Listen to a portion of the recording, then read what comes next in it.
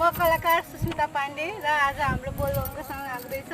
सबैले माया गरिदिनु होला। यति राम्रो मौसममा खिचेको छौँ, धेरै मेहनत लागेको छ र एकदम सङ्घर्ष गरेर यति मिठो मैथिली भोजपुरी मिक्सिङ छ। सबैले हेरिदिनु होला, माया गरिदिनु हाम्रो विजय सर भन्नुहुन्छ।